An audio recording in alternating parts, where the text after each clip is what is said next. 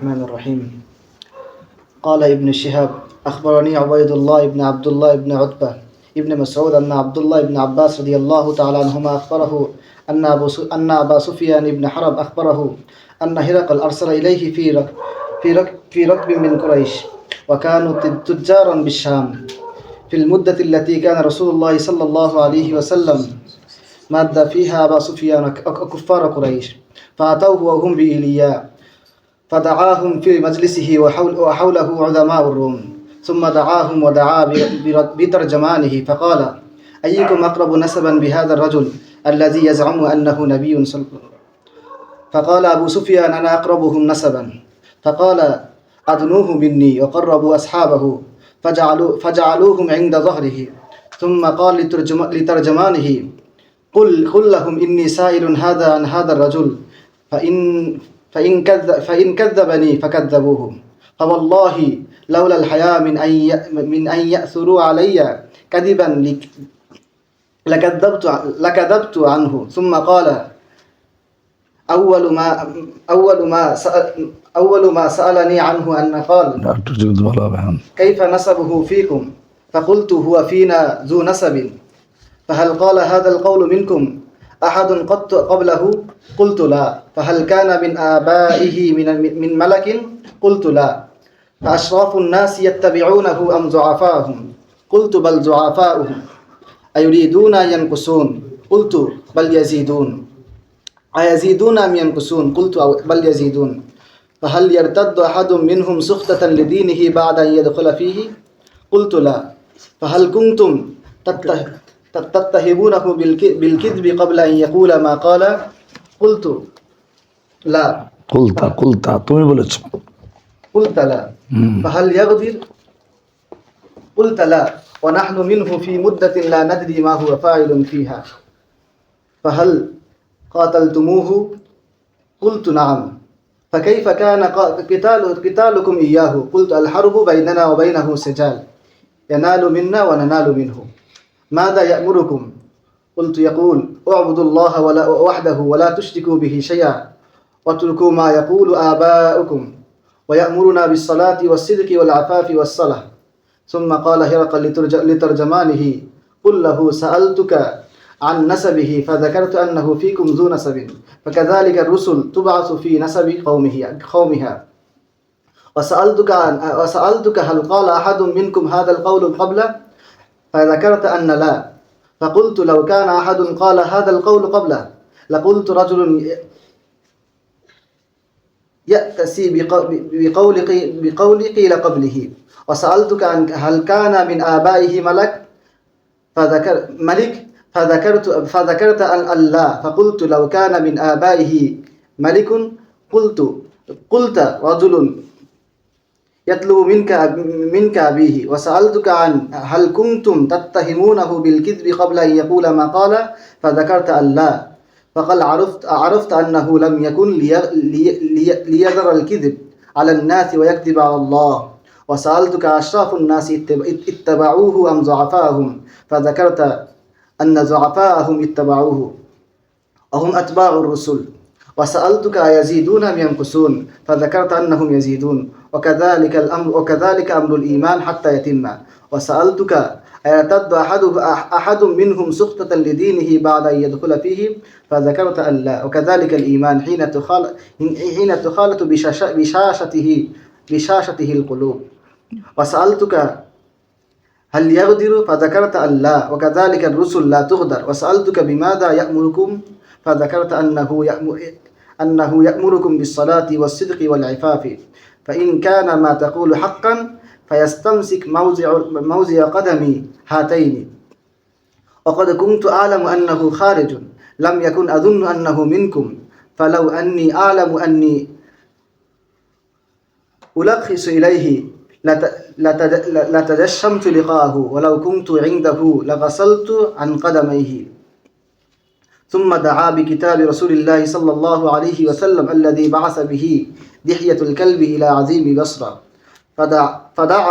فدفعه إلى هرقل فقرأه فإذا فيه: بسم الله الرحمن الرحيم من محمد بن عبد الله ورسوله إلى هرقل عظيم الروم، سلام على من اتبع الهدى أما بعد فإني أدعوك بدعاية الإسلام أسلم تسلم يؤتك الله أجرك مرتين فإن توليت فإن عليك إثم الأريسيين يا أهل الكتاب تعالوا إلى كلمة سواء بيننا وبينكم ألا نعبد إلا الله ولا نشرك به شيئا ولا يتخذ بعضنا بعضا أربابا من دون الله فإن تولوا فقولوا اشهدوا بأننا مسلمون علينا. فلما فرغ هرقل من قراءة الكتاب علت أصوات أهل البلاط وكثر اللغط فأمرهم فأخرجوه ثم قال ردوهم علي. وقال لأبي سفيان قد أخبرتك أنه سيملكك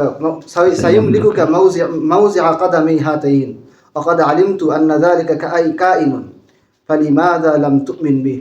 قال أبو سفيان فقلت في نفسي والله لا يبلغن ملكه كان تحت قدم هرقل. ثم قال هرقل أن يكن ما تقول حقا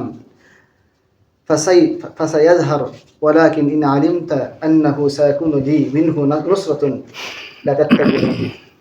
ثم أمر بأمره. بس تلقنا. أعوذ بالله من الشيطان الرجيم. بسم الله الرحمن الرحيم. الحمد لله رب العالمين. الصلاة والسلام على سيد المرسلين وعلى آله وصحبه أجمعين. أما بعد فإن أصدق الحديث كتاب الله وأحسن الهدي هدي محمد صلى الله عليه وسلم وخير الأمور عوازمها وشر الأمور محدثاتها وكل محدثة بدعة وكل بدعة ضلالة وكل ضلالة في النار.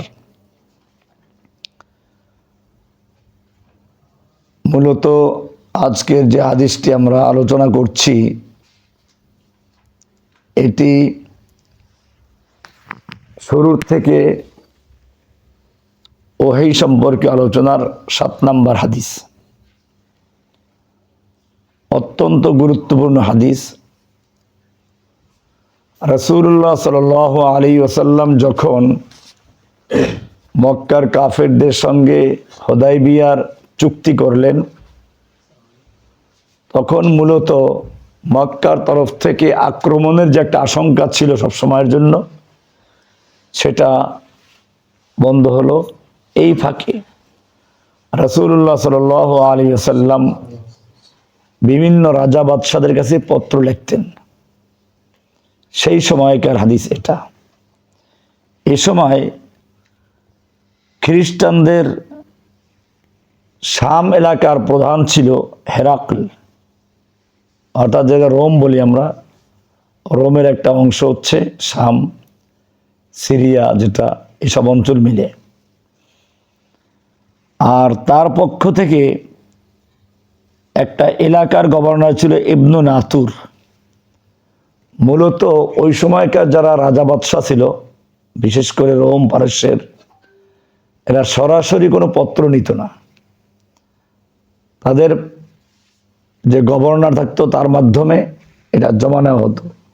এখনও যেমন আপনারা স্মারকলিপি দেন, সরাসরি দেশের প্রধানমন্ত্রী বা কাউকে দেওয়া যায় না, কারো মাধ্যমে দেওয়া হয়। তো ঠিক ইবনে নাতুর হচ্ছে এরকম ব্যক্তি যার কাছে আল্লাহর রাসূল সাল্লাল্লাহু আলাইহি সাল্লামের পত্র ছিল। এ ছিল ইলিয়ার গভর্নর। তার মাধ্যমে চিঠি গেল হেরাকলের কাছে। হেরাকল চিন্তা করলো যে লোকটা নবুয়ত দাবি করলো তার সম্পর্কে জানতে হলে খোঁজ খবর নেওয়া উচিত। তো এ সময় মক্কার ব্যবসায়ীদের একটা কাফেলা শাম এলাকায় ছিল। তো আবু সুফিয়ানদের সাথে তাদের বন্ধুত্ব আগের থেকেই ছিল। ওরা মক্কার বড় বড় ব্যবসায়ী, আর মক্কার খানায় কাবার কারণে মক্কার ব্যবসায়ীদেরকে সবাই সম্মানের চোখেই দেখত। রাসূলুল্লাহ সাল্লাল্লাহু আলাইহি ওয়াসাল্লামের চিঠি পাওয়ার পরে হেরাকল খোঁজ লাগালো যে মক্কার ব্যবসায়ীদের কেউ এখন এই মুহূর্তে শাম এলাকায় আছে কিনা। সেই প্রসঙ্গে হাদিসটা আলোচনা হচ্ছে। তো হাদিসটা এরকম যে আন্না আবা সুফিয়ান ইবনে হারব আখবরাহু, আব্দুল্লাহ ইবনে আব্বাস থেকে বর্ণিত, আবু সুফিয়ান ইবনে হারব, আবু সুফিয়ান রাদিয়াল্লাহু তাআলা আনহু যাকে আমরা বলি, তো উনি আব্দুল্লাহ ইবনে আব্বাসকে বলেছেন যে আন্না হেরাকল আরসালা ইলাইহি ফি রাকবিম মিন কুরাইশিন, হেরাকল কুরাইশের একটা ব্যবসায়িক কাফেলার মধ্যে সেও ছিল, তো ওই কাফেলা সহ তাকে ডাকা হলো। ওয়াকানু তুজ্জারান বিশাম ফিল মুদ্দাতিল্লাতি কানা রাসূলুল্লাহ সাল্লাল্লাহু আলাইহি ওয়াসাল্লাম মাদ্দা ফিহা আবা সুফিয়ান ওয়া কুফার কুরাইশ। এটা ছিল ওই মুহূর্তটা যখন রাসূলুল্লাহ সাল্লাল্লাহু আলাইহি ওয়াসাল্লাম আবু সুফিয়ান এবং কুরাইশের কাফেরদের সঙ্গে চুক্তিবদ্ধ ছিলেন। মাদ্দা শব্দ আছে এখানে, মানে তাদের সাথে সন্ধিযুক্ত, চুক্তিবদ্ধ হলেন, ওই সময়টা ছিল বিষয়টা। ফাআতাউহু, আবু সুফিয়ান তার কাফেলা সহ হেরাকল বাদশার কাছে আসলো। ওয়াহুম বি ইলিয়া, হেরাকল এবং তার সঙ্গীরা তখন ইলিয়া যে এলাকাটা, গভর্নর এলাকা, ইবনে নাতুরের যে এলাকা, ওখানে অবস্থান করছিল। ফাদাআহুম ফি মাজলিসিহি ওয়া হাওলাহু উযামাউর রুম, হেরাকল আবু সুফিয়ানদেরকে ডাকলো তার মজলিসে, এবং তার পাশেই বসা ছিল রোমের সম্মানিত ব্যক্তিবর্গ, রোমের যারা সম্ভ্রান্ত, তার মন্ত্রী পরিষদের লোকজন, উচ্চ পর্যায়ের লোকজন তার পাশেই বসা ছিল। সুম্মা দাআহুম ওয়া দাআ তারজমানিহি, আবু সুফিয়ান এই আবু সুফিয়ানদেরকে, হেরাকল আবু সুফিয়ানদেরকে ডাকলো এবং তর্জমানদেরকে ডাকলো। তর্জমান দোভাষী ডাকলো, তর্জমান হচ্ছে দোভাষী। ফাকাল আইয়ুকুম আকরাবু নাসাবান বিহাদার রাজুল আল্লাযী ইয়াজউমু আন্নাহু নবিয়্যুন, বাদশাহ হেরাকল জিজ্ঞেস করলো যে তোমাদের মধ্যে যে ব্যক্তি নবুয়তের দাবি করেছে, বংশের দিক থেকে তার সবচেয়ে কাছের ব্যক্তিকে, এ প্রশ্ন করলো। ক্বালা আবু সুফিয়ান, আবু সুফিয়ান বলেন ফাকুলতু আনা আকরাবুহুম নাসাবান, আমি বললাম যে বংশের দিক থেকে আমি তার সবচেয়ে নিকটের। ফাকাল আদনুহু আদনুহু মিন্নি ওয়া কাররিবু আসহাবাহু ফাজআলুহুম ইনদা যাহরিহি, বলে আবু সুফিয়ানকে আমার কাছে নিয়ে আসো, সামনে বসাও, এবং তার সাথীদেরকে তার পিছনে বসাও। প্রথমত এখানে কয়েকটি বিষয় লক্ষণীয়। এক হলো বংশের বিবেচনায় তার সবচেয়ে কাছের কে। এ প্রশ্ন কেন করা হলো? এটা এই জন্য যে একজন লোকের বাচ্চাকাল থেকে শুরু করে তার চরিত্র, তার ওঠা বসা সব জানবে কি? তার বংশের লোকেরা। এই কারণে জিজ্ঞেস করলো বংশীয়ভাবে তার বংশের দিক থেকে কাছের কি। এরপরে আবু সুফিয়ানকে সামনে বসালো, বাকিদেরকে পিছনে বসালো। কারণটা কি? যাতে করে কোনো পরামর্শ করতে না পারে চোখের ইশারায় বা হাতের ইশারায়। এই কারণে আবু সুফিয়ানকে বসালো সামনে, বাকিদেরকে পিছনে। বসানোর পরে বলল কি, সুম্মা ক্বালা লিতারজুমানিহি, এরপরে সে তার মুখে যে তর্জমান দোভাষী তাকে বলল, কুল লাহুম ইন্নী সাইলু হাযা আন হাযার রাজুল, এই লোকদেরকে বলো, অর্থাৎ আবু সুফিয়ানের পিছনে যারা বসা এদেরকে বলো যে আমি এই আবু সুফিয়ানকে, এই লোকটাকে জিজ্ঞেস করব ওই লোকটা সম্পর্কে যে নবুয়ত দাবি করেছে। আন হাযার রাজুল, এই লোক সম্পর্কে, মানে মুহাম্মদ সাল্লাল্লাহু আলাইহি ওয়াসাল্লাম সম্পর্কে আমি এই লোকটাকে জিজ্ঞেস করব। ফাইন কাযাবানি ফাকাযযিবুহু, যদি সে আমার সাথে মিথ্যা বলে তাহলে তোমরা সঙ্গে সঙ্গে সেটা মিথ্যা বলে তাকে সাব্যস্ত করবে, অর্থাৎ সে যে মিথ্যা বলেছে এটা তোমরা বলে দিবে। আবু সুফিয়ান বলেন ফাওয়াল্লাহি লাউলাল হায়া মিন আন ইয়াসিরু আলাইয়া কাযিবান লাকাযাবতু আনহু। আল্লাহর কসম, আমার যদি এই আশঙ্কা না হতো যে আমার লোকেরা পরবর্তীতে আমাকে মিথ্যাবাদী বলে আখ্যায়িত করবে, এই আশঙ্কা যদি না থাকতো তাহলে আমি মিথ্যা বলতাম। কারণ এটা একটা গুরুত্বপূর্ণ সময়, আমার কথার উপর নির্ভর করবে মুহাম্মদ সাল্লাল্লাহু আলাইহি সাল্লামের চিঠির গুরুত্ব, মুহাম্মদ সাল্লাল্লাহু আলাইহি সাল্লামের ব্যক্তিত্ব। আর আমার কথা ভিত্তি করেই সে তার সিদ্ধান্ত নেবে। কাজেই যদি আমাকে মিথ্যাবাদী বলে আখ্যায়িত করা হবে, এই অপবাদ দেওয়া হবে, আশঙ্কা না থাকতো, আমি তাহলে মুহাম্মদ সাল্লাল্লাহু আলাইহি সাল্লাম সম্পর্কে মিথ্যা খবর দিতাম। তাহলে দেখা যায় যে একটা মক্কার কাফের, সেও মিথ্যাবাদী বলা হোক তাকে, এটা সে বরদাস্ত করে নাই। আর আমাদের নেতা নেত্রীরা কথায় কথায় মিথ্যা বলে। মিথ্যায় যদি কাউকে নোবেল পুরস্কার দেওয়া হতো তাহলে বোধহয় বাংলাদেশের যে পলাতক প্রধানমন্ত্রী সে 1 নম্বরে, মানে কয়েক মানে কি আছে, মানে যে নম্বর পাওয়া উচিত তার চেয়ে কয়েক গুণ বেশি নাম্বার পেয়ে সে কি হতো, চ্যাম্পিয়ন হতো। তো যাই হোক, এটা বড় শিক্ষণীয় বিষয় যে আবু সুফিয়ান কাফের থাকা অবস্থায়ও তাকে মিথ্যাবাদী বলা হোক, মিথ্যার অপবাদ দেওয়া হোক, এটা ভয় করে সে এই গুরুত্বপূর্ণ সময়ও সে মুহাম্মদ সাল্লাল্লাহু আলাইহি ওয়াসাল্লামকে কোনো মিথ্যা বলে নাই। সুম্মা কানা আউয়ালু মা সাআলানি আনহু, এবারে শুরু হলো মূল ঘটনা। যে প্রথম যে প্রশ্নটি আমাকে সে করলো সেটা ছিল এই, আন ক্বালা কাইফা নাসাবুহু ফীকুম, যে লোকটা নবুয়ত দাবি করেছে সে লোকটা তোমাদের মধ্যে বংশীয়ভাবে কীরকম, তার বংশটা কেমন? কুলতু হুয়া ফীনা যু নাসাবিন, আমি বললাম, আবু সুফিয়ান আমি বললাম যে সে আমাদের মধ্যে সম্ভ্রান্ত বংশের অধিকারী, উচ্চ বংশের লোক। ক্বালা ফাহাল ক্বালা হাযাল ক্বাওলা মিনকুম আহাদুন ক্বাত্তু ক্বাবলাহু, সে যে কথাটা এখন বলছে, মানে সে নবুয়ত দাবি করছে, নিজেকে নবী বলে দাবি করছে, এই দাবি তার বংশে এর পূর্বে আর কেউ করেছে কিনা? কুলতু লা, আমি বললাম যে না, তার বংশে আর কেউ তার পূর্বে নবুয়ত দাবি করেন নাই। কারণ এটা বাস্তব, রাসূল সাল্লাল্লাহু আলাইহি সাল্লামের বংশ হচ্ছে ইসমাইলের বংশ, এই বংশে আর নবী আসেন নাই। নবী আসছে ইব্রাহিম আলাইহিস সালামের পুত্র কে? ইয়াকুব। ইয়াকুবের পুত্র কে? ইয়াকুবের পুত্র হচ্ছে 12 পুত্র, মানে ভুল বলছি, মানে ইব্রাহিমের পুত্র 2 জন, ইসহাক আর ইসমাইল। ইসহাকের পুত্র হচ্ছে কি? ইয়াকুব। ইয়াকুবের থেকে আসছে বনি ইসরাইলের সব নবী, কিন্তু ইসমাইলের বংশে আর কোনো নবী আসে নাই। তো সেই হিসেবে রাসূল সাল্লাল্লাহু আলাইহি সাল্লামের যে বংশ, এই বংশে আর কেউ নবুয়ত দাবি করে নাই।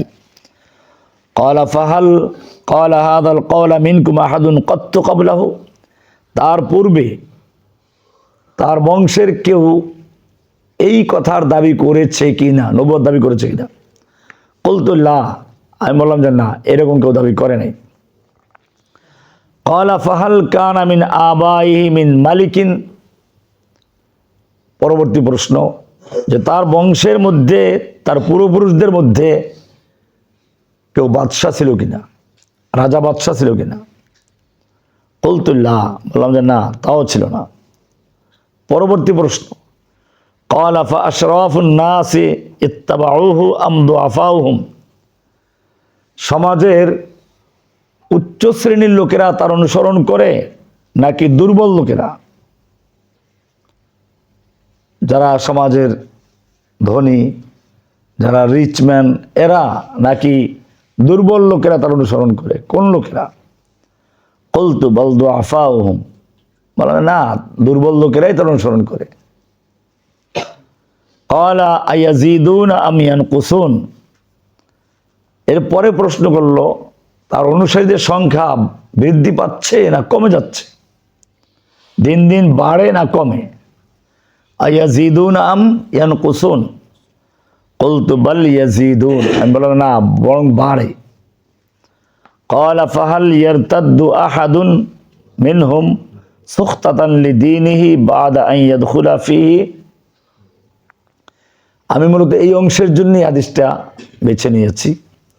সে প্রশ্ন করল ফাহাল ইয়ারতাদ্দু আহাদুম মিনহুম, তাদের মধ্যে যারা দিন গ্রহণ করছে, তার দিনে প্রবেশ করছে, তাদের মধ্যে কেউ তার দিন থেকে মোরতাদ হয়ে যায় কিনা, ধর্ম ত্যাগ করে কিনা, সখতাতান লিদীনিহি, তার দিনের প্রতি বিরাগ ভাজন হয়ে দিনকে অপছন্দ করে, বাদা আন ইয়াদখুলা ফীহি, তার দিনের ভিতরে প্রবেশ করার পরে, তার দিনের ভিতরে প্রবেশ করার পরে তার দিনের প্রতি বিরক্ত হয়ে দিনের প্রতি অপছন্দ করে মোরতাদ হয় কিনা। কুলতুল্লাহ, বললাম যে না, এরকম তার দিনকে অপছন্দ করে কেউ মোরতাদ হয় না, স্বার্থের জন্য হতে পারে, সেটা ভিন্ন বিষয়। قال فهل كنتم تتهمونه بالكذب قبل أن يقول ما قال।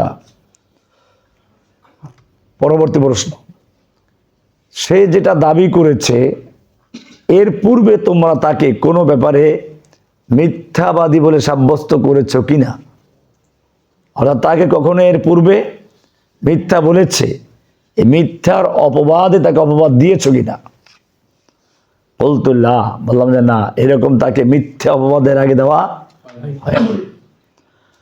ক্বালা ফাহাল ইয়াগদিরু, পরবর্তী প্রশ্ন করলো সে কি কখনো বিশ্বাসঘাতকতা করে, গদর করে, বিশ্বাসঘাতকতা করে। কুলতুল্লাহ, বললাম যে না। এইখানে দেখেন সে একটা চালাকি করছে, বলতেছে যে না, বিশ্বাসঘাতকতা করে নাই।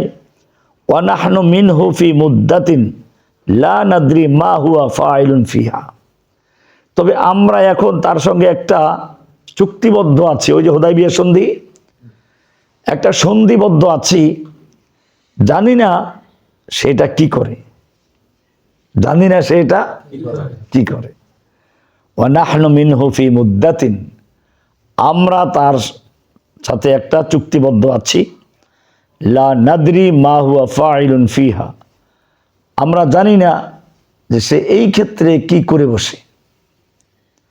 আবু সুফিয়ান বলেন ক্বালা ওয়ালাম তুমাক্কিন্নি কালিমাতুন উদখিলু ফিহা শাইআন গায়রা হাযিল কালিমা। আবু সুফিয়ান বলতেছেন যে এই একটা শব্দ যোগ করা ছাড়া আমার পক্ষে আর কোনো শব্দ যুক্ত করা সম্ভব ছিল না। ক্বালা ফাহাল কাতালতুমুহু, পরবর্তী প্রশ্ন, তোমরা তার সঙ্গে কখনো যুদ্ধ করেছো কি। কুলতু নাম, আমরা বললাম হ্যাঁ, যুদ্ধ করেছি, এদের মধ্যে বদরের যুদ্ধ হয়ে গেছে, ওদের যুদ্ধ হয়ে গেছে, আমরা যুদ্ধ করেছি।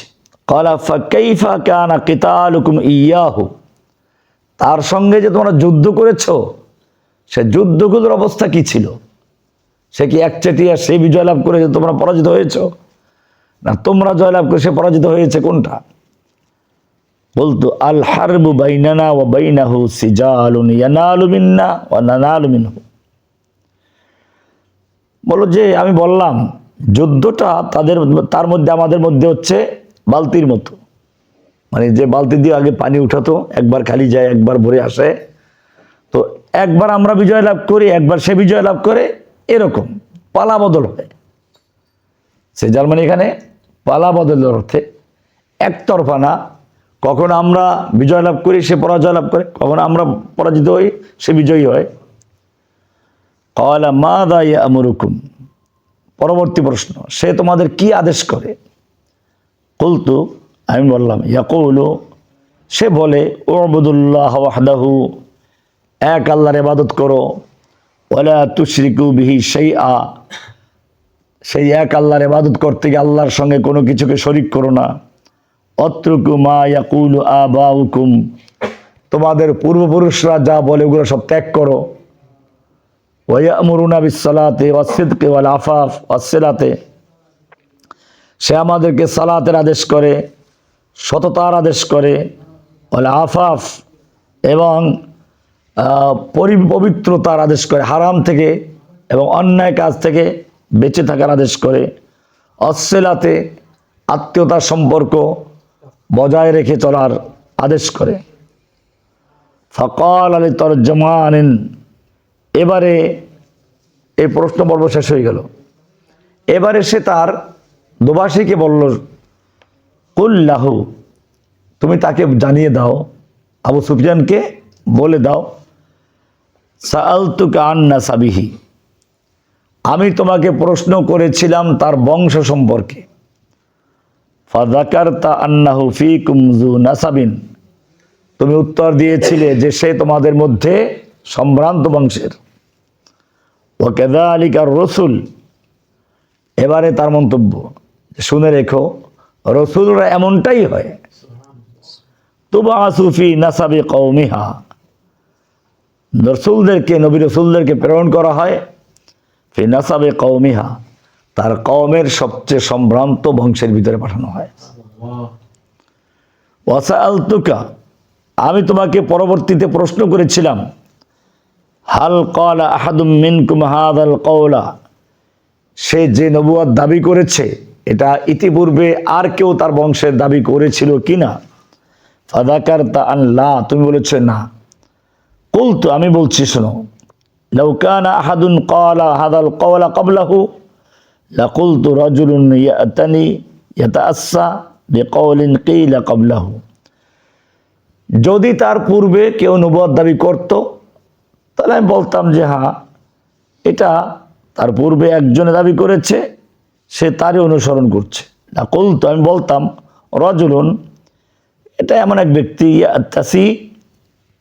ইয়াতাসি বা ইয়াতাআসসা দুটো হতে পারে, ইয়াতাসি, যে ইক্তেদা করছে, অনুসরণ করছে তার পূর্বের একটা কথার যা ইতিপূর্বে বলা হয়েছে, মানে এরকম আরেকজন দাবি করছে, সে ওটা দাবি করছে, তার অনুসরণ করছে, কিন্তু তুমি তো বলছো যে না, আর কেউ এরকম ভাবে দাবি করে নাই। ওয়াসাআলতুকা হাল কানা মিন আবাইহি মিন মালিকিন, আমি তোমাকে প্রশ্ন করেছিলাম তার পূর্বপুরুষদের মধ্যে কেউ রাজা বাদশাহ ছিল কিনা। ফাযাকারতা আন লা, তুমি বললে যে না। ফাকুলতু, আমার মন্তব্য হচ্ছে, ফালাউ কানা মিন আবাইহি মিন মালিকিন, যদি তার বংশের মধ্যে কেউ রাজা বাদশাহ থাকতো তাহলে বলতাম, কুলতু রাজুলুন ইয়াতলুবু মুলকা আবিহি, যে এমন এক ব্যক্তি যে তার বাবার রাজত্ব, তার বাবার বা তার পূর্বপুরুষের রাজত্ব ফিরে পাওয়ার জন্য এটা দাবি করেছে, কিন্তু সেটা হতো না। ওয়াসাআলতুকা হাল কুনতুম তাত্তাহিমুনাহু বিল কাযিব ক্বাবলা আন ইয়াকুলা মা ক্বালা, আমি তোমাকে প্রশ্ন করেছিলাম সে যে দাবিটা এখন করেছে এর পূর্বে তোমরা তাকে কখনো মিথ্যা অপবাদে মিথ্যা সাব্যস্ত করেছ কিনা। ক্বালা ফাযাকারতা আন লা, কিন্তু তুমি বলেছো যে না, এর আগে কখনো তাকে মিথ্যার অপবাদ দেওয়া হয়নি। ফাকাদ আরিফু, তাহলে আমার মন্তব্য শুনো, আমি জানি, আন্নাহু লাম ইয়াকুন লিয়াযারাল কাযিব আলান নাস ওয়া ইয়াকযিব আলাল্লাহ, একটা লোক মানুষের সঙ্গে মিথ্যা বলার থেকে নিজেকে বাঁচিয়ে রেখে আল্লাহর উপর মিথ্যা বলবে, এটা হতে পারে না। লাম ইয়াকুন লিয়াযারাল কাযিব আলান নাস, মানুষের সাথে মিথ্যা বলা থেকে সে নিজেকে বাঁচিয়ে রাখবে, মিথ্যা বলা ছেড়ে দিবে। ওয়া ইয়াকযিব আলাল্লাহ, আর আল্লাহর উপর মিথ্যা বলবে, যে আল্লাহ নবী বানান না তারপরে সে নবুয়ত দাবি করবে, এটা হতে পারে না। ওয়াসাআলতুকা আশরাফুন নাস ইত্তাবাউহু আম দুআফাউহুম, আমি তোমাকে প্রশ্ন করেছিলাম সমাজের সম্ভ্রান্ত ব্যক্তিরা তার অনুসরণ করে নাকি দুর্বল লোকেরা। ফাযাকারতা আন্না দুআফাউহুম ইত্তাবাউহু, তুমি উত্তর দিয়েছিলে যে দুর্বল লোকেরাই তার অনুসরণ করে। জেনে রাখো, অহুম আতবাউর রাসূল, নবী রাসূলদের অনুসারীরা দুর্বল লোকেরাই হয়ে থাকে। ওয়াসাআলতুকা আয়াজিদুনা আম ইয়ানকুসুন, আমি তোমাকে প্রশ্ন করেছিলাম তার অনুসারীদের সংখ্যা দিন দিন বৃদ্ধি পাচ্ছে না কমে যাচ্ছে। ফাযাকারতা আন্নাহুম ইয়াজিদুন, তুমি বললা যে বরং বৃদ্ধি পাচ্ছে। ওয়া কাযালিকা আমরুল ঈমান, এটাই হচ্ছে ঈমানের বাস্তব রূপ। যে বাড়তে থাকে হাত্তা ইয়াতিম্মা, এবং বৃদ্ধি পেতে পেতে একসময় পূর্ণতা লাভ করে। ওয়াসাআলতুকা আয়ারতাদ্দু আহাদুন সুখতাতান লিদীনিহি বা'দা আন ইয়াদখুলা ফীহি, আমি তোমাকে প্রশ্ন করেছিলাম যে তার দিনের ভিতরে কেউ প্রবেশ করার পরে তার দিনের প্রতি বিরাগ ভাজন হয়ে, দিনের প্রতি বিরক্ত হয়ে তার ধর্ম ত্যাগ করে কিনা। ফাযাকারতা আল্লাহ, তুমি বলেছো যে না। ওয়াকাযালিকাল ঈমান, এটাই হচ্ছে ঈমান, এভাবেই হয়ে থাকে। হিনা তুখালিতু বাশাশাতুহু আল কুলুবা, যখন ঈমানের বাশাশাত, ঈমানের যে স্বাদ বা ঈমানের কি বলে এটাকে, ঈমানের পরিষ্কার ইনশরাহ মানে মনের ভিতরে মানে পরিপূর্ণভাবে যেটা প্রবেশ করে, বাশাশাত বলে আসলে একেবারে যেটা স্পষ্ট হয়ে যায়, ঈমানের স্পষ্টতা, ঈমান খুলে যাওয়া, অন্তরে গেঁথে যাওয়া, ঈমানের স্বাদ পাওয়া, তো এটা হলো বাশাশাত। এবার কাযালিকা বাশাশাতুহু, বাশাশাতুল ইসলাম ওয়া ইনশিরাহুহু ওয়া উদুহুহু, যে একেবারে অন্তরের ভিতর যখন স্পষ্টভাবে পরিপূর্ণভাবে ঈমানটা অন্তরে বসে যায়, তখন সেটা আর কেউ ত্যাগ করে না। এইখানে গিয়ে আমার আলোচনা থাকবে, একটু পরে ইনশাআল্লাহ আসতেছি আমরা। যে ওয়াকাযালিকাল ঈমান, এই বাদশাহ হেরাকল মন্তব্য করলো যে এভাবেই ঈমানের বৈশিষ্ট্য, এটাই হচ্ছে ঈমানের বৈশিষ্ট্য। হিনা তুখালিতু বাশাশাতুহু আল কুলুবা, যখন ঈমানের বাশাশাত, ঈমানের স্পষ্টতা, ঈমানের পূর্ণতা, ঈমানের স্বাদ তার অন্তরে মিশে যায়, তুখালিতু মিশে যায়, অন্তরের সাথে মিশে একাকার হয়ে যায়, তখন সেটা আর ওখান থেকে উঠে না, সে কখনো মুরতাদ হয় না। ওয়াসাআলতুকা হাল ইয়াকদিরু, আমি তোমাকে প্রশ্ন করেছিলাম সে কি বিশ্বাসঘাতকতা করে। ফাযাকারতা আল্লাহ, তুমি বলেছো যে না, বিশ্বাসঘাতকতা করে না। ওয়াকাযালিকার রাসূল লা তাগদিরু, শুনে রেখো এটাই রাসূলদের বৈশিষ্ট্য, তারা কখনো বিশ্বাসঘাতকতা করে না। ওয়াসাআলতুকা বিমা ইয়া'মুরুকুম, আমি তোমাকে প্রশ্ন করেছিলাম সে কি আদেশ করে তোমাদেরকে। ফাযাকারতা, তুমি উত্তর দিয়েছিলে আন্নাহু ইয়া'মুরুকুম আন তা'বুদুল্লাহ ওয়াহদাহু ওয়া লা তুশরিকু বিহি শাইআ, যে তিনি তোমাদের আদেশ করেন এক আল্লাহর ইবাদত করতে, আল্লাহর সাথে শিরিক করতে নিষেধ করেন। ওয়া ইয়ানহাকুম আন ইবাদাতিল আওসান, তিনি তোমাদেরকে মূর্তি পূজা থেকে নিষেধ করেন। ওয়া ইয়া'মুরুকুম বিস সালাতি ওয়াস সিদকি ওয়াল আফাফ, তিনি তোমাদেরকে সালাত, সততা এবং পবিত্রতার উপদেশ দেন, আদেশ করেন। ফাইন কানা মা তাকুলু হাক্কান, তুমি যা উত্তর দিয়েছো যদি এগুলো সত্যিই হয়, ফাসায়ামলিকু মাওদিআ কদামাইয়া হাতাইন, জেনে রাখো আমার এই দুই পায়ের জায়গা পর্যন্ত সে একসময় মালিক হয়ে যাবে। ফাসায়ামলিকু, সে অচিরেই মালিক বনে যাবে। মাওদিআ কদামাইয়া হাতাইন, আমার এই দুই পায়ের জায়গা পর্যন্ত, মানে আমার পায়ের তলের মাটি পর্যন্ত মালিক সে হয়ে যাবে। ওয়াকাদ কুনতু আ'লাম আন্নাহু খারিজুন, আমি জানতাম যে সে বের হবে, অচিরে বের হবে। কিন্তু ওয়ালাম আকুন আযুন্নু আন্নাহু মিনকুম, আমি ধারণা করতে পারি না যে সে তোমাদের থেকে হবে। কারণ আসলে এটা ছিল যে বনী ইসমাইল থেকে হবে, এটা কিতাবে ছিল, কিন্তু ইহুদিরা ওইগুলো তাহরিফ করে ফেলেছিল, যেই কারণে সে এই জায়গাটা অস্পষ্ট ছিল। বের হবে ঠিক আছে, কিন্তু সে যে বনী ইসমাইল থেকে বের হবে এটা ওরা কিতাব থেকে মুছে ফেলেছিল। এরপরে তিনি বলেন ফালাউ আন্নী আ'লামু আন্নী আখলুসু ইলাইহি, আমি যদি জানতে পারতাম যে আমি তার পর্যন্ত পৌঁছতে পারবো, তার একান্ত সান্নিধ্যে, আখলুস মানে তার একান্ত সান্নিধ্যে আমি পৌঁছতে পারবো, এটা যদি আমি জানতাম, লাতাজাশশামতু লিকাআহু, লাতাজাশশাম তো জসিম, ওই যে আমার নাম তো জসিম না, এটা এখানে আসতে হবে শব্দটা, লাতাজাশশামতু, তাহলে আমি তার সাথে সাক্ষাৎ করার জন্য জসিম হয়ে যেতাম। তাজাসসামতু মানে হচ্ছে মানে কঠোর পরিশ্রম করা, কঠোর পরিশ্রম করে কোনো জিনিসকে অর্জন করার নাম হচ্ছে কি তাজাসসুম। আর এই কাজটা যে করে তার নাম জসিম। তো শব্দটা এখানে আসছে ফালাউ আন্নি আলামু আন্নি আখলুসু ইলাইহি, আমি যদি জানতে পারতাম যে আমি তার একান্ত সান্নিধ্যে পৌঁছতে পারবো, লাতাজাসসামতু লিকাআহু, আমি তার সাক্ষাৎ লাভের জন্য কঠোর পরিশ্রম করে হলেও চেষ্টা করতাম। ওয়ালাউ কুনতু ইনদাহু, আমি যদি তার কাছে থাকতাম, লাগাসালতু আন কদামাইহি, আমি তার দু পা ধুয়ে দিতাম।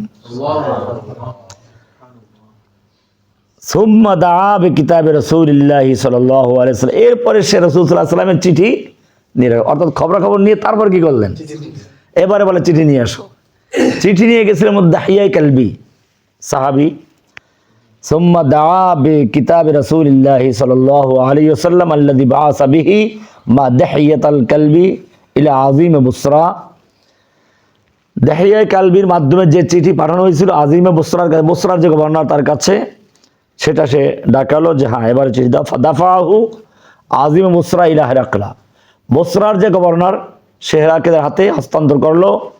ফাকরাহু, এবারে সে চিঠি পড়লো। ফাইদা ফিহি, সে চিঠি ভাষা ছিল এরকম, বিসমিল্লাহির রহমানির রহিম মিন মুহাম্মাদিন আবদুল্লাহি ওয়া রাসূলিহি ইলা হিরাকলা আজিমির রুম। মোহাম্মদ সাল্লাল্লাহু আলাইহি ওয়াসাল্লাম পক্ষ থেকে, আল্লাহর বান্দা এবং আল্লাহর রসুল মুহাম্মাদের পক্ষ থেকে সাল্লাল্লাহু আলাইহি ওয়াসাল্লাম, ইলা হিরাকলা আজিমির রুম, রোমের প্রধান হেরাকেলের প্রতি, সালামুন আলা মান ইত্তাবাআল হুদা। এটা অনেক লম্বা হাদিস, তো আমি আর ওদিকে যাচ্ছি না। এরপরে সেই চিঠি, এরপরে হাদিসটি আরেকটু শুনেই দিই যে সালামুন আলা মান ইত্তাবাআল হুদা, সালাম তার প্রতি যে হেদায়েতকে অনুসরণ করে। আম্মা বা'দু, অতঃপর ফাইন্নী আদউকা বিদিআয়াতিল ইসলাম, আমি তোমাকে ইসলামের দিকে আহ্বান জানাচ্ছি। আসলিম তাসলাম, ইসলাম কবুল করো, শান্তিতে বসবাস করো। ইউতিকাল্লাহু আজরাকা মাররাতাইন, আল্লাহ তোমাকে তোমার আজর, তোমার প্রাপ্য দুইবার ডবল দিবেন। কারণ ডবল এই জন্য, যেহেতু সে আহলে কিতাব, আগের কিতাবের প্রতি ঈমানদার, সে ওটার আজর সে পাবে। আবার যদি এই কিতাবের প্রতি ঈমান আনে তাহলে ডবল সওয়াব পাবে সে।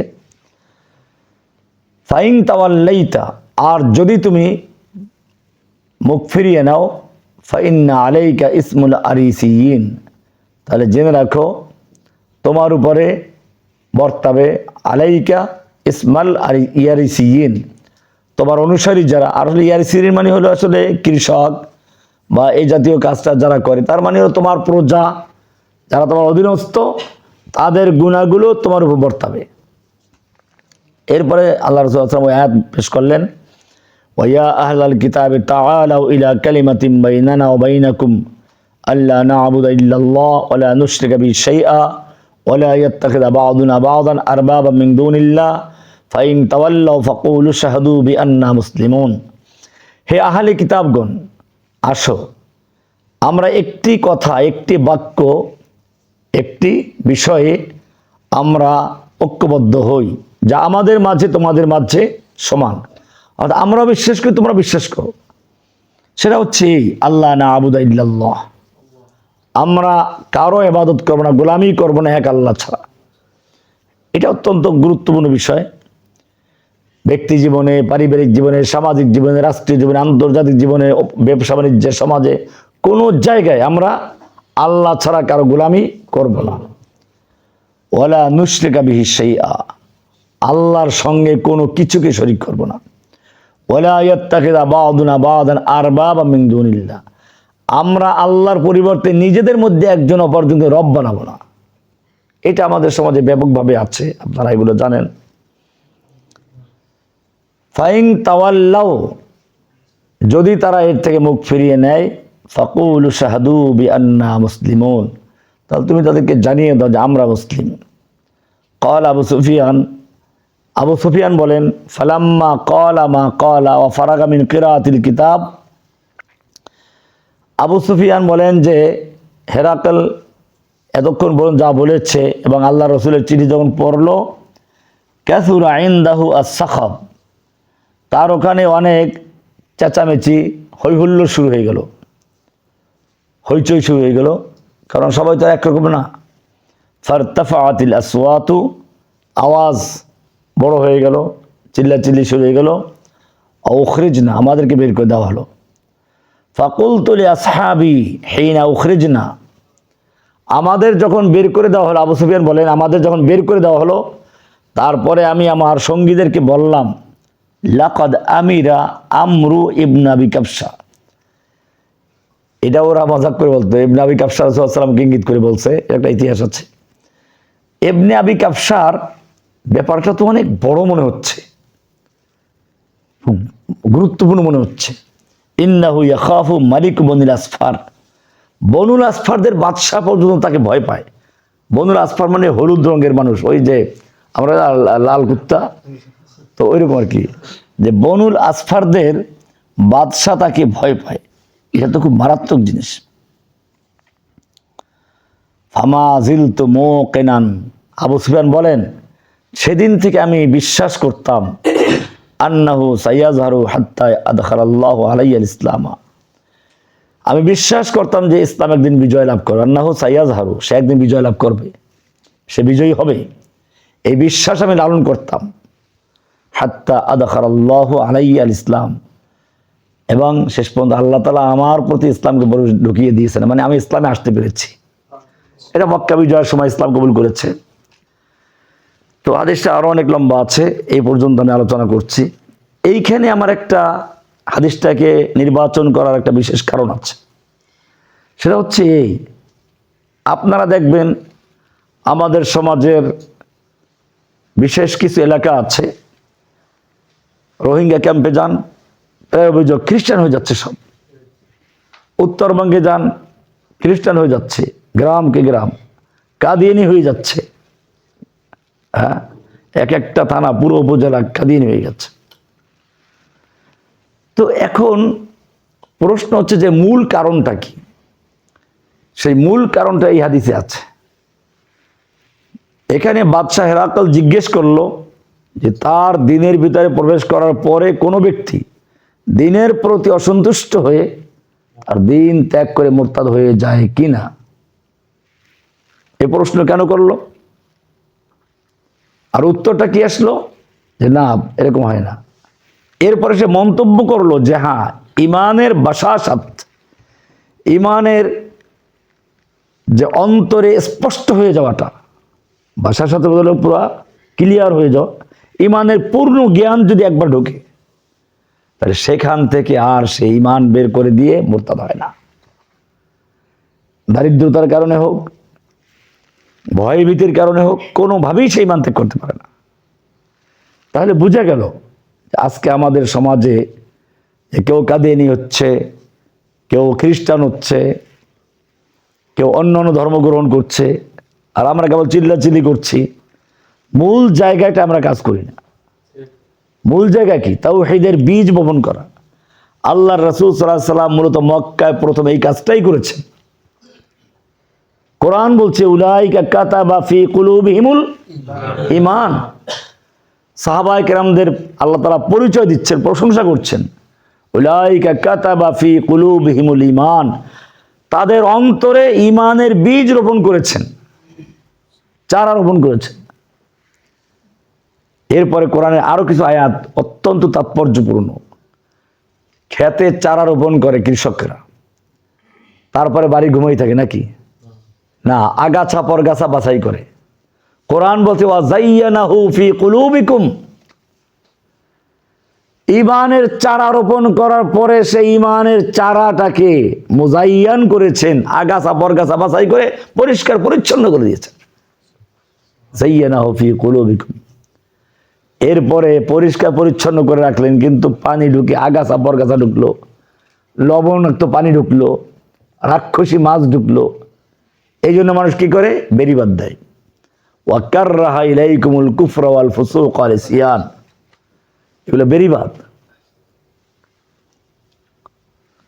তাহলে বোঝা যায় যে আল্লাহর রাসূল সাল্লাল্লাহু আলাইহি ওয়াসাল্লাম মক্কায় প্রথমে যে কাজটা শুরু করেছেন তা হচ্ছে, আমি প্রায় বলি এটা, যে আল্লাহর রাসূল সাল্লাল্লাহু আলাইহি ওয়াসাল্লাম ইচ্ছে করলে যখন মক্কায় আবু বকর, ওমর, ওসমানের মতো লোক তার সঙ্গে আছেন, হামজার মতো বীর ব্যক্তি তার সঙ্গে আছেন, ওমরের মতো লিডার তার সঙ্গে আছে, ইচ্ছে করলে রাতের অন্ধকারে আল্লাহ রসুল কিছু মূর্তি ভাঙতে পারতেন। মূর্তিগুলো ছড়ানো ছিটানো ছিল, 360 মূর্তি ভেঙেছিলেন, ভাঙ্গেন নাই। কেন ভাঙ্গেন নাই? আপনি বলবেন যে আল্লাহ নবীর ঈমান দুর্বল ছিল, তো এছাড়া কি বলবেন আপনি? আপনার ঈমান খুব মজবুত, আল্লাহ নবীর ঈমান দুর্বল ছিল। আল্লাহ হেফাজত করুক। কথাগুলো বলতে হচ্ছে এই জন্য, আমাদের সমাজের আমাদের কিছু ভাইয়েরা ইসলামের যে স্তরগুলো আছে, মারাহেলগুলো আছে, এগুলো না বোঝার কারণে প্রাইমারি লেভেলে ইউনিভার্সিটি কাজ করে বসে থাকে। এটা বুঝতে হবে যে প্রথম মারহালা কি? ঈমানের বীজ রোপণ করা, ঈমানের চারা রোপণ করা। এই মারহালাতে, এই স্তরে জুলুম, অত্যাচার, নির্যাতন সহ্য করতে হবে। আস-সবর আলাল আযা ফি, হ্যাঁ, আদ-দাওয়া ইলা তাওহীদ, আস-সবর আলাল আযা ফি, মানুষকে তাওহীদের দাওয়াত দেওয়া, ঈমানের বীজ রোপণ করা, কলব থেকে সব মূর্তি অপসারণ করা। রাস্তার মূর্তি ভাঙ্গার আগে অন্তরের ভিতর থেকে মূর্তি ভেঙে চুরমার করতে হবে। এই সময় যত বিপদ আপদ আসবে ওটা সহ্য করে নিতে হবে। সুমাইয়াকে লজ্জাস্থানে আঘাত করে হত্যা করা হচ্ছে, আল্লাহ রাসূল চুপ। আম্মার ইবনে ইয়াসারকে নির্যাতন করা হচ্ছে বেঁধে, আল্লাহ রাসূল প্রতিশোধ নিচ্ছেন না। ইয়াসেরকে হত্যা করা হলো, বেলালকে উত্তপ্ত বালুর উপরে শুয়ে রেখে পাথর চাপা দেওয়া হচ্ছে। আল্লাহর রাসূল সাল্লাল্লাহু আলাইহি ওয়াসাল্লাম নিজেকে উটের নারী বুড়ির গলায় চাপিয়ে দেওয়া হচ্ছে। 3 বছর পর্যন্ত শিহাবে আবি তালেবে বন্দী করে রাখা হচ্ছে। এরপরেও আল্লাহর রাসূলকে কেতালের অনুমোদন দেওয়া হয় নাই। কেন? কারণ হচ্ছে এই যে প্রথম ধাপে কাজ হচ্ছে কি করা? ঈমানের বীজ রোপণ করা, তাওহীদের বীজ রোপণ করা। আমরা প্রথম ধাপটাই অতিক্রম করতে পারি নাই, যে কারণে যেহেতু তাওহীদ ঈমানের বাসাসাত অন্তরে ঢুকে নাই, এখন খ্রিস্টান এসে দাওয়াত দেয়, খ্রিস্টান হয়ে যায়, 2 টাকা দিলে খ্রিস্টান হয়ে যায়। কাদিয়ানি এসে 2 টাকা দেয়, কাদিয়ানি হয়ে যায়।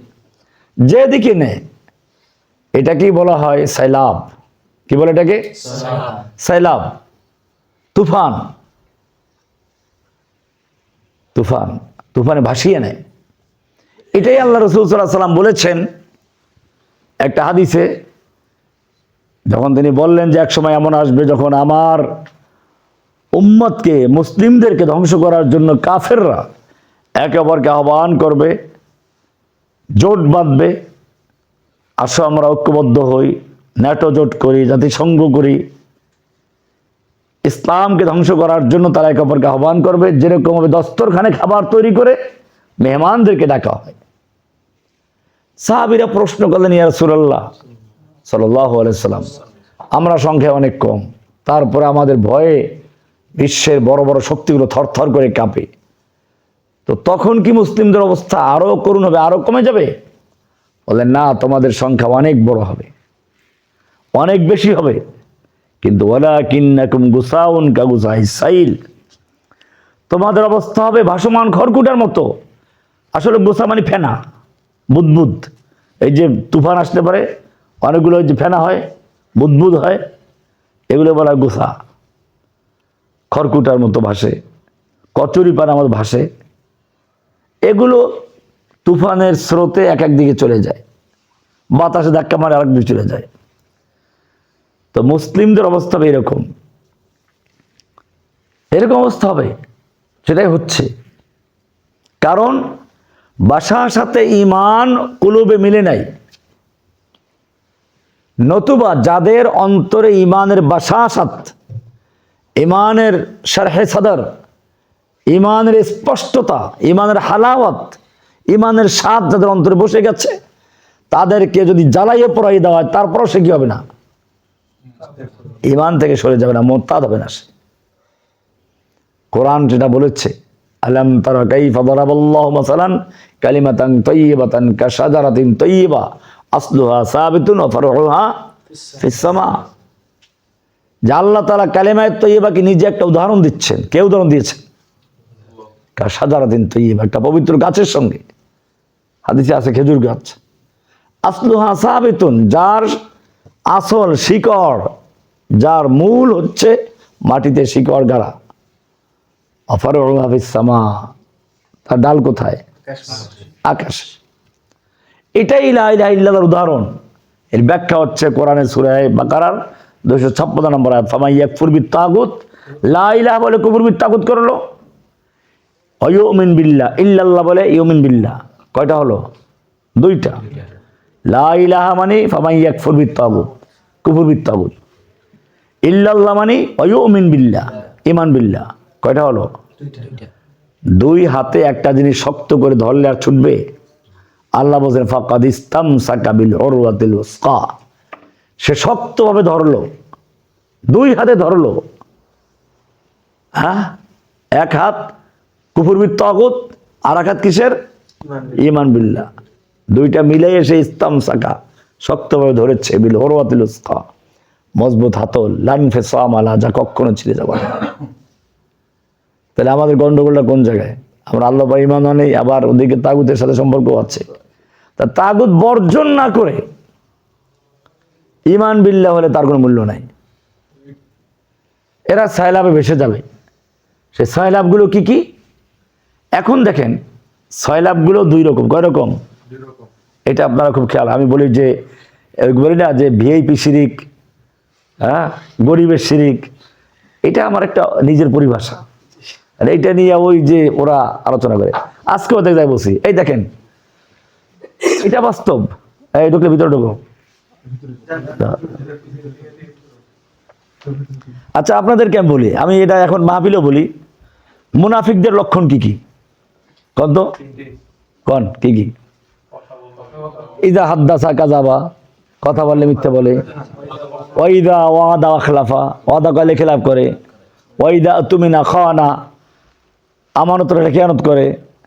আরেকটা আছে, ওয়াইদা খাসামা ফাজারা, ঝগড়া লাগলে অশ্লীল ভাষা ব্যবহার করে, গালিগালাজ করে। হাদিসে আছে চারটে যার মধ্যে পাওয়া যায় সে খালিস মুনাফিক, পিওর মুনাফিক, নির্ভেজাল মুনাফিক। আমি বলি এইখানেও এই যে মুনাফিকের লক্ষণ, এটা হলো সাধারণ গরিব মুনাফিকদের লক্ষণ। ঘটনা এটা আবার কি বললেন? এটা আম জনতার মুনাফিকের লক্ষণ। ভিআইপি মুনাফিক লক্ষণ আছে একটা, এটা আছে কোরআন। এটা আছে কোথায়? অত ওইটাকে আলোচনা করে না। কি বললাম? ভিআইপি শিরিক যেরকম আছে, ভিআইপি কি আছে? মুনাফিকের লক্ষণ আছে। আপনি খুলেন কোরআন, সূরা নিসার 61 নম্বর আয়াত বের করো, দেখো পরিষ্কার লেখা আছে, ওয়াইদা কিলা লাহুম তাআলাউ ইলা মা আনজালাল্লাহু ইলা। এর আগের আয়াতগুলোতে আছে যে আপনি কি দেখেন না ওই সমস্ত লোকদেরকে, আলাম তারা ইলাল্লাযিনা ইয়াজউমুনা আন্নামা আমানু বিমা উনজিলা ইলাইকা ওয়া উনজিলা মিন ক্বাবলিক, ওই সমস্ত লোকদের দেখেন নাই যারা দাবি করছে তারা ঈমান এনেছে আপনার প্রতি নাযিলকৃত কিতাবের উপরে, ঈমান এনেছে তার পূর্বে সব কিতাবের উপরে, কিন্তু বিচার ফয়সালার ক্ষেত্রে, শাসন ব্যবস্থার ক্ষেত্রে আসলে তখন ব্রিটিশের আইন চলবে, নিজের আইন তৈরি করবে। ইয়াতা ইউরিদুনা ইয়াতা হাকামিনাত তাগুত, তারা বিচার ফয়সালা নিয়ে যায় কার কাছে?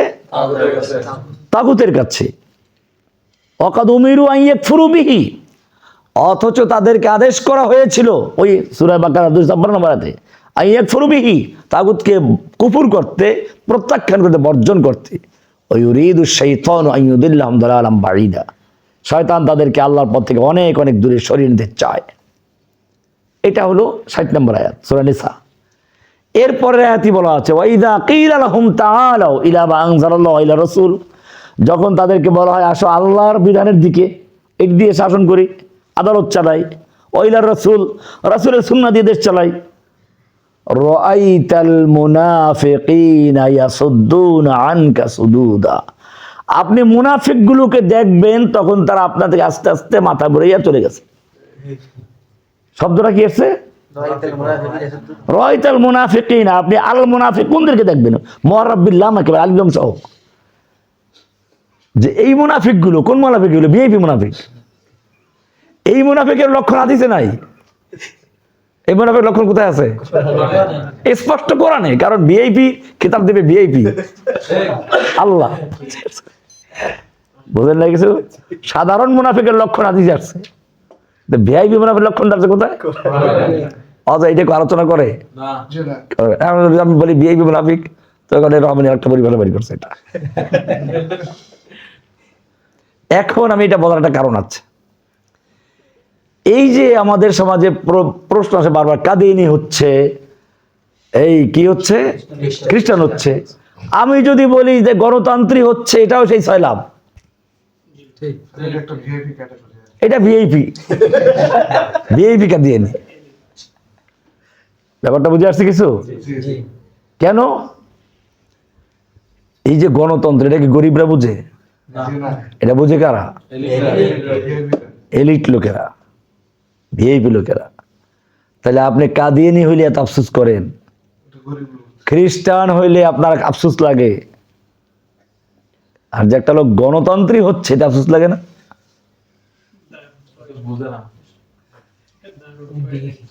ব্যাপারটা বুঝছেন কিছু? এটা আমি আমার লেকচারও কথাটা আছে বারবার, যে ইসলামের উপরে যখনই এক একটা সাইলাব আসে, সাইলাবগুলো কি?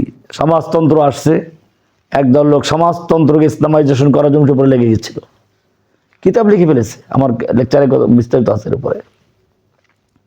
সমাজতন্ত্র গেল, আসলো গণতন্ত্র, এখন আবার গণতন্ত্রকে ইসলামাইজেশন করার জন্য লেগে পড়ে গেছে, জোয়ার এসে গেছে। এটা মনে রাখতে হবে।